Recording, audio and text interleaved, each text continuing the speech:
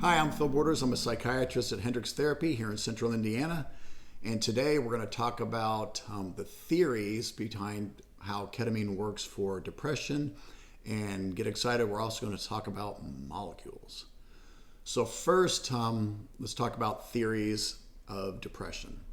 So for decades, we've been utilizing what's called the monoamine theory. And the monoamine theory is the theory that there is a depletion of certain chemicals, those chemicals being serotonin, norepinephrine, and dopamine. And if you look at all three of those molecules, are very similar in structure. And the theory is that the depletion of those molecules contribute to people having depression. So antidepressants in general have been focused on increasing those chemicals, hence helping people with depression. Now, if you look at ketamine, it works differently.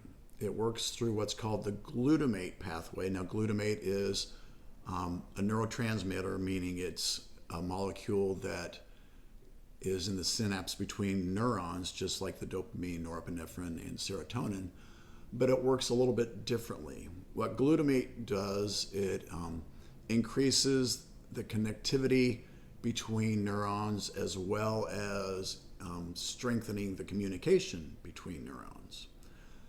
Ketamine also increases what's called brain-derived neurotrophic factor. That is a protein in our brain that helps neurons grow and stay healthy.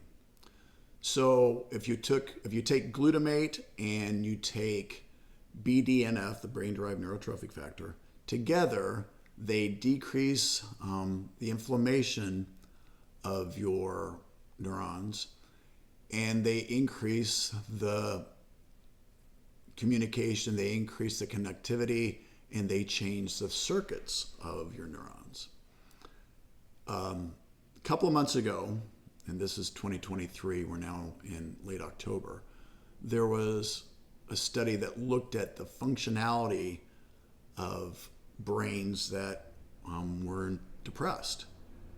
And they looked at, they divided into two sections. One was patients who received psychotherapy, one was patients who received medication. And they showed that the brains function differently when patients had their depression relieved by either therapy or through medication. And what was also interesting is that circuitry was not only different between the depressed brain and the non-depressed brain, but it was different between the brain that received therapy and those that received medication. So the circuitry was better and also different. So the old thinking was that your brain was this static organ that just basically stayed the same, and just as we got older, it just kind of depleted and sadly just got smaller and weaker. Now we know that the brain is not a static organ, it's a very dynamic organ, and what we think, what we experience, what we do for good or bad changes how our brain is wired, which is just incredibly fascinating. So what ketamine does, it helps us rewire our brains. And instead of taking weeks and months, like conventional treatment, psychotherapy, old antidepressant therapy, it takes hours to days to help rewire. So the ketamine can help rewire our brain. It does it quicker, not necessarily as an alternative to therapy and antidepressant medications, but in addition to. And one way to understand it is to picture a brick road. Now, the depressed brain, the bricks are crumbly, they're not connected well together, and ultimately the path leads to the city dump. If you look at a brain that's on ketamine, the bricks are healthier, the connections are better, and instead of leading to the city dump, it leads to your favorite Aunt Helen's house. A bit of hyperbole, but it's still a pretty reasonable way of looking at how ketamine works.